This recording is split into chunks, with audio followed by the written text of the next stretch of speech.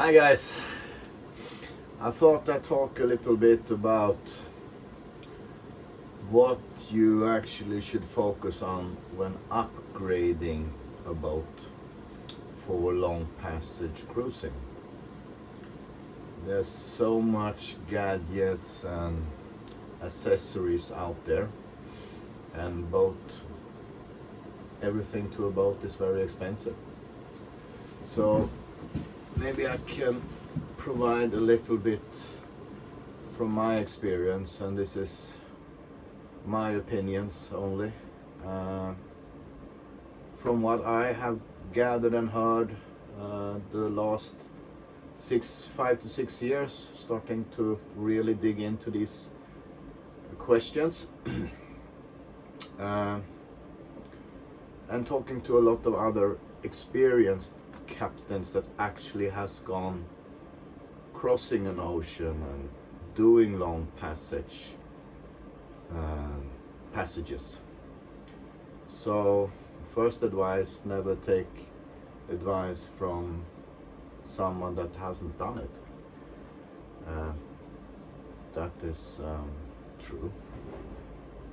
Anyway, what I learned, and let's put the boat aside. Let's say the hull, keel, rudder, rigging, sails, and engine, they're all okay, maintained, serviced properly, etc. So let's just focus on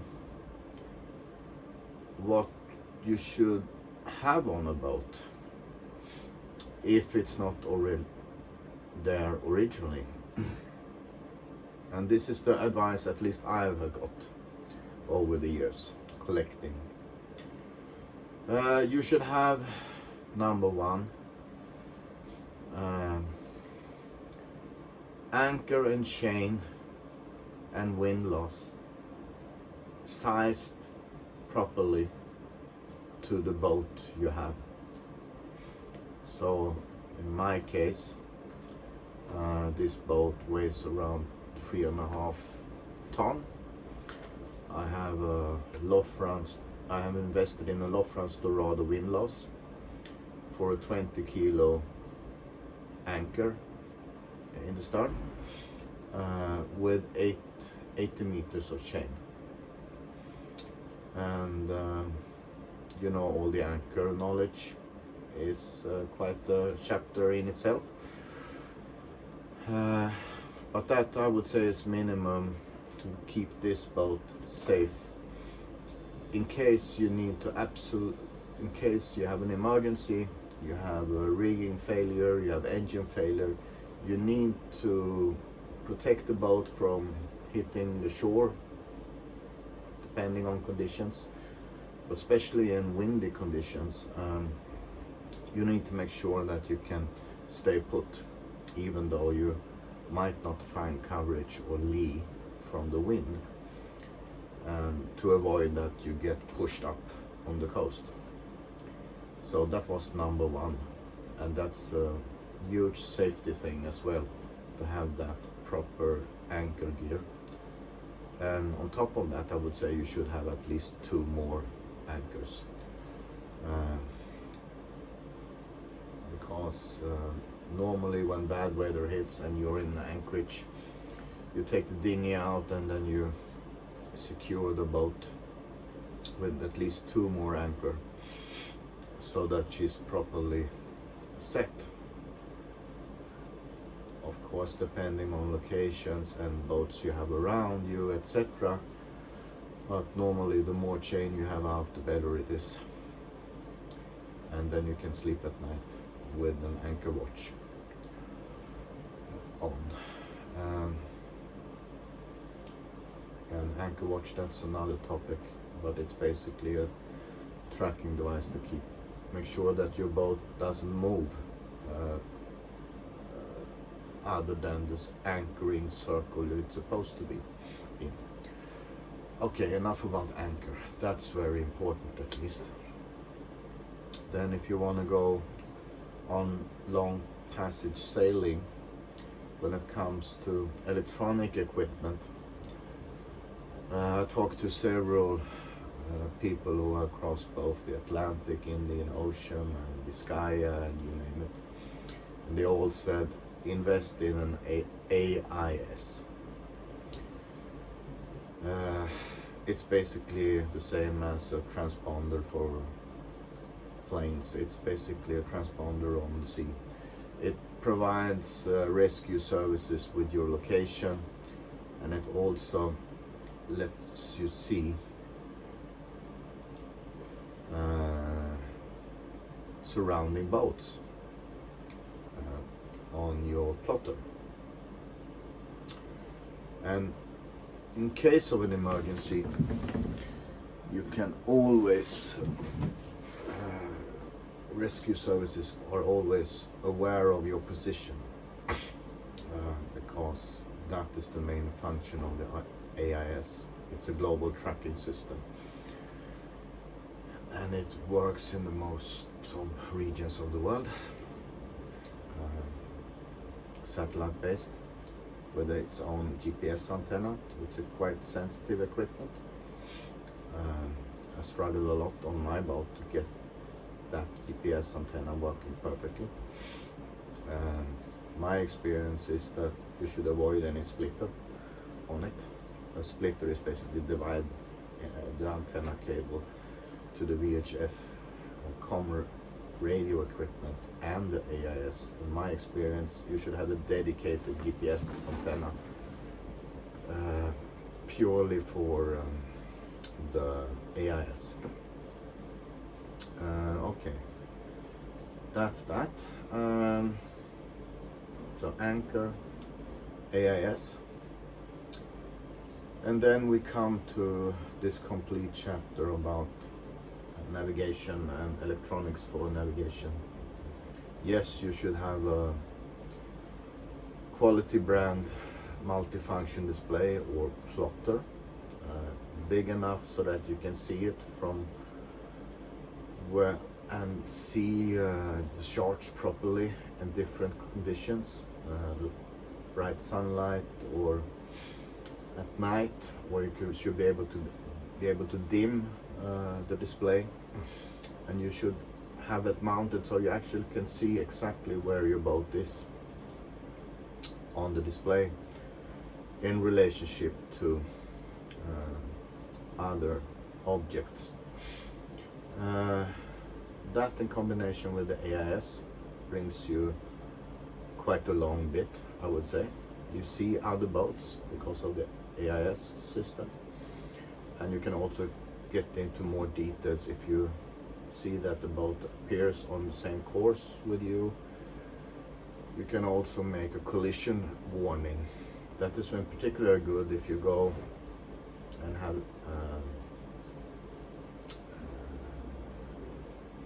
go on a course, on a steady course, and you can actually program it so, or configure it so that you get a warning when some object is within 5 sea miles or 10 sea miles away from you and there is a risk of collision.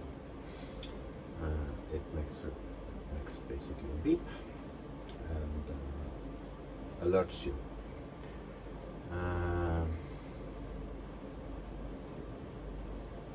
Yeah, I briefly already mentioned the VHF radio.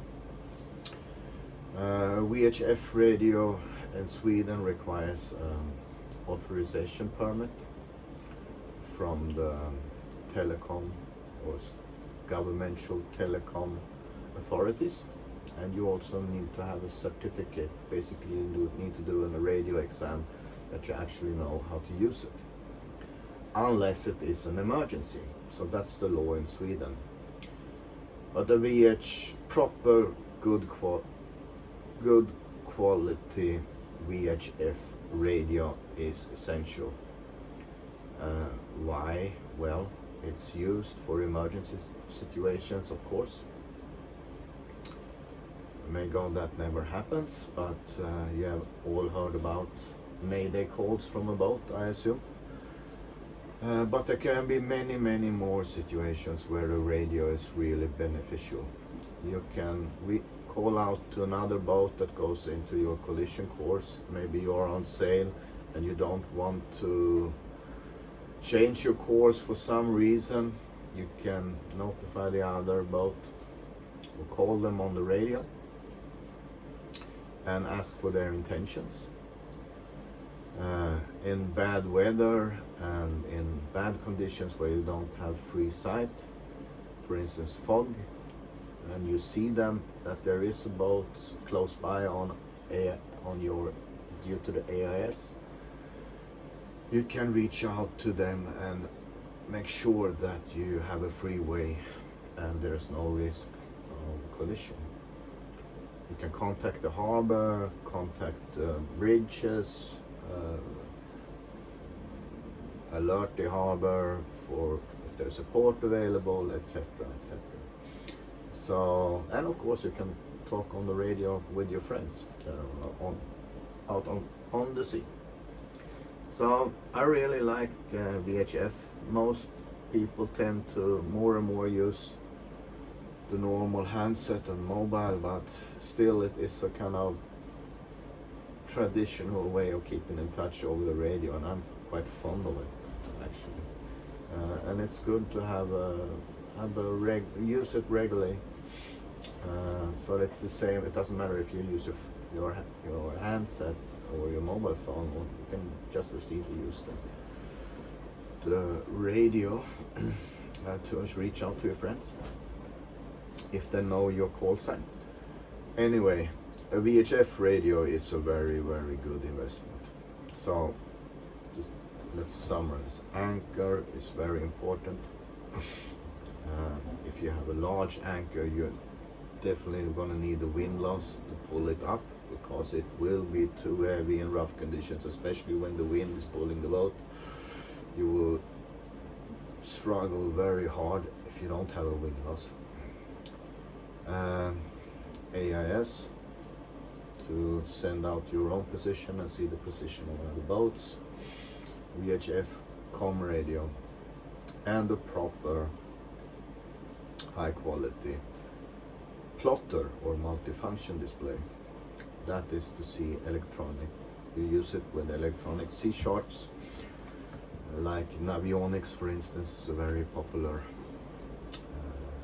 chart manufacturer that has C charts for the whole entire world. So of course you need charts then, both digital, but you maybe don't need detailed charts, depends on. But I would say at least overview charts for the area you're gonna go through or go to. So, say in my case, I'm planning to go to Portugal, so that means overview charts for complete stretch: Denmark, Germany, English Channel, Biscaya, down, and then maybe some detailed charts on some of the regions that I'm gonna be in, like Algarve. So overview charts on paper to take out main course, and then at least this is true for me. I guess it's true for most of us that gonna go on long passages, that you need some type of self-steering systems. And there are basically two ways to go. Either you go for autopilot with all of that considerations and facts, and the other option is to go for a wind-wing, or best of words, you combine the two. But let's talk about autopilot, which is especially useful when going long passages. It's very tiring to be behind the rudder long stretches. I mean, now we're talking 12, 14, 15 hours. Depending on how many you are in the crew, of course you can rotate, and if that's possible, you rotate. That means one is sleeping and resting, and maybe two or one people are up and keeping control of the boat and make sure that the boat goes in the right course. But let's say we are sailing single-handed, and the only option to get some brake is to have some type of self-steering. So I have invested in an autopilot. The main disadvantage is that it normally requires a lot of electric power, and that's a limited resource on board. So basically you need to check and make a power budget.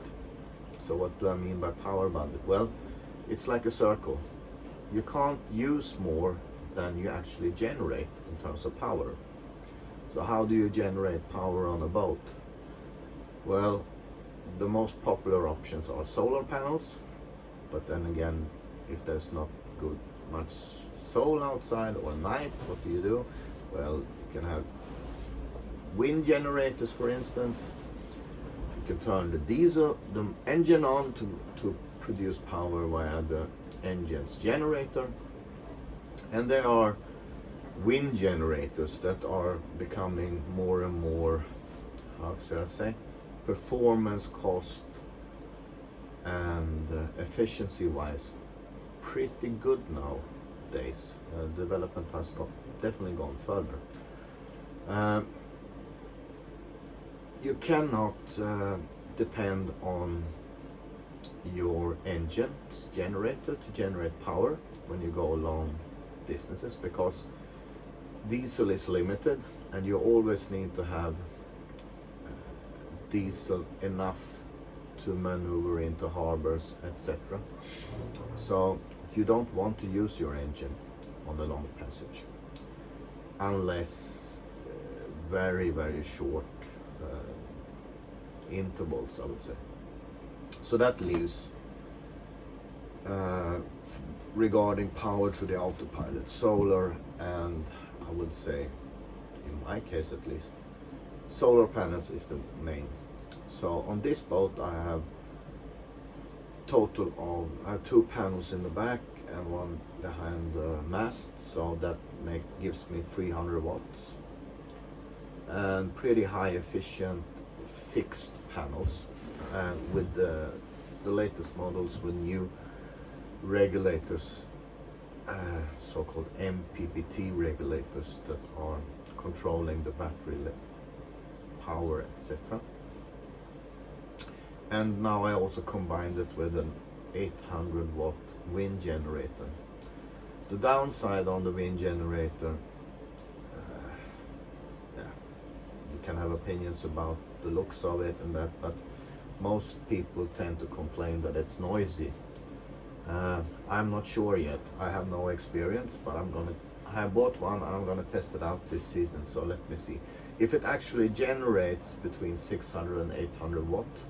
I would be very pleased. If it makes very much noise when it's windy, I do not believe the noise is more than the normal noise you have going through the rigging. So that is my opinion, but I could be wrong. So that is up to proof this season.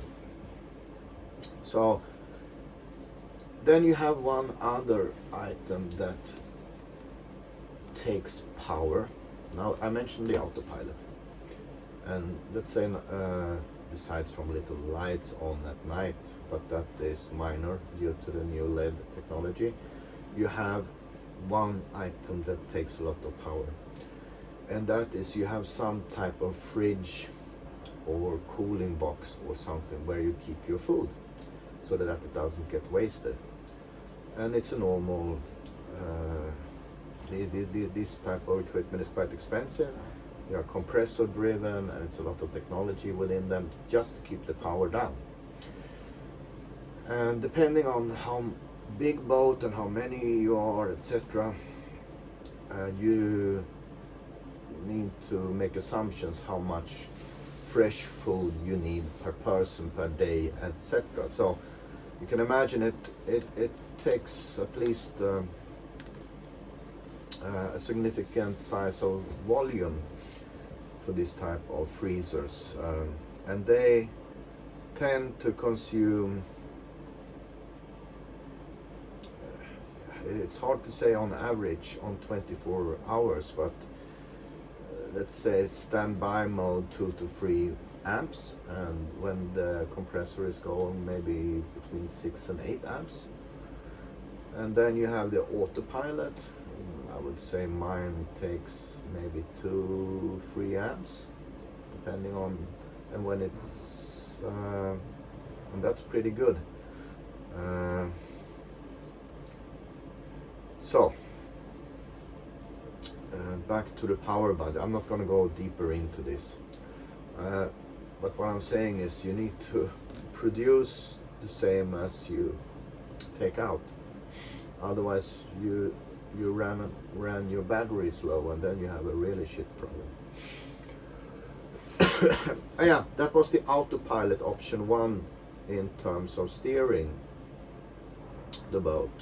The other option is to have a wind vane, and that is a very intelligent invention. I would like very much to have a wind vane on this boat. I looked at several brands, but then you need also to have a boat that it's possible to mount a wind vane. My boat, Lovisa, she has a straight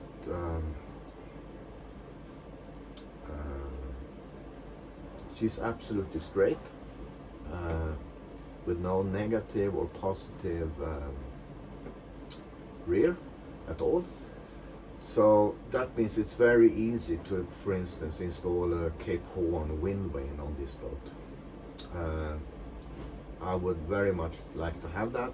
The downside is that they are quite expensive, and it's a quite big investment. And in the perfect worlds, you have both autopilot and the wind vane, but it is a balance. Yeah, then now we covered anchor, why that's so important, AIS, why that's so important, digital charts, a plotter. We covered an autopilot versus wind vane, a perfectly combination of both. So what is left to actually be able to take a long passage with a boat? What more do you need? Well, you need equipment when shit really hits the fan, like you're sinking. What do? The rig is down, the engine doesn't start, and you take in more water than you get out. Okay, you need to abandon ship, so you need to have some type of life raft. And yes, you have a dinghy, but you can't use a dinghy as a life raft, not on the open ocean or not on the open sea. That is not an option. It will just tip over. So you need to have a proper life raft. I invested in I don't remember the brand now, but it's a life raft, brand new, for 4 adults, that is in a container that I'm gonna hang back in the boat on the rear. And basically you have a yeah, I'm not gonna tell you how to use it. It's automatically inflating, basically. Once you throw it in the water, you connect it to the line, and then you can just jump in, crawl on board, and it's very well protected, and it has all the beacons on board. It's a kind of rescue kit, rescue bag with beacons that are both they're connected both via radio and via satellite to send out an emergency positions. So that is what you need, plus this so-called BIRB, or rescue beacon, emergency rescue beacon, that sends out a distress call, basically, to rescue services.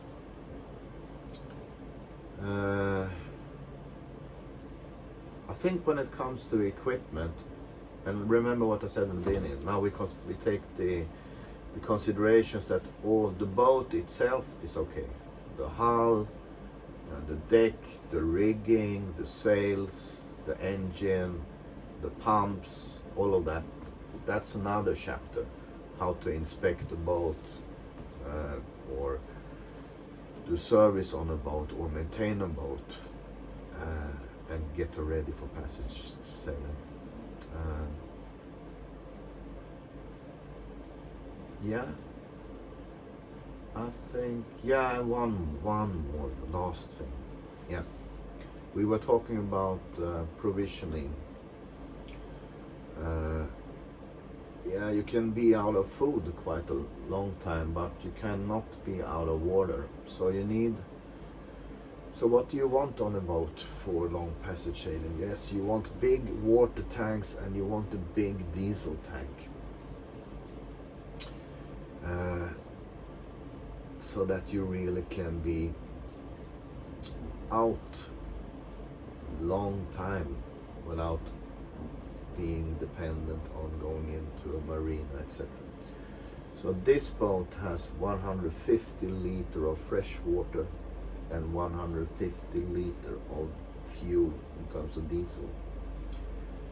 And I normally also have, on this boat when I go, I have 60 liters in cans, in Jeep canisters, a spare diesel and a 20-liter can of spare water. So yeah, that's pretty good for a 28-foot boat, but Lovisa is a little bit special. I think that's the most important stuff I wanted to say. Rest of the gadgets, it's a lot of good to have stuff out there and nice bling bling, but I would go for this. So let's summarize again.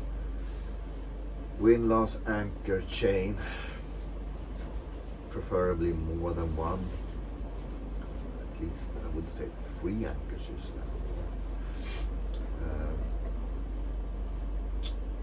AIS and a very good quality plotter. VHF com radio.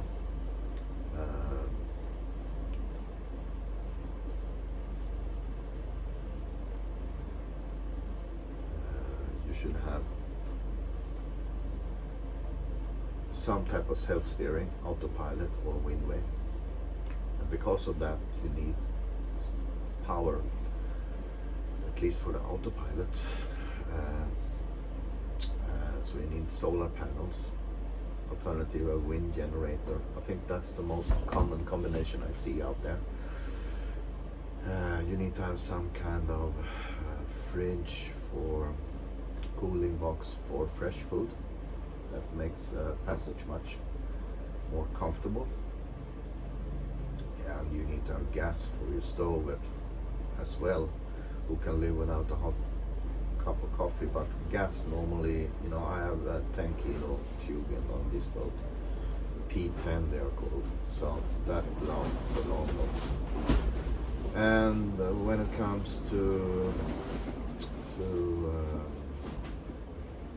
emergency equipment, you should have some type of rescue beacon and a life raft. I think that summarize the equipment you actually need, besides from charts and both electronic and on paper, at least when it comes to paper overview charts. So that was that from me. Maybe you learned something, maybe you knew all of this, I don't know, but it was fun to share a little bit. And please comment if you have other ideas or think I'm wrong, or please feel free to comment. I'm happy to hear.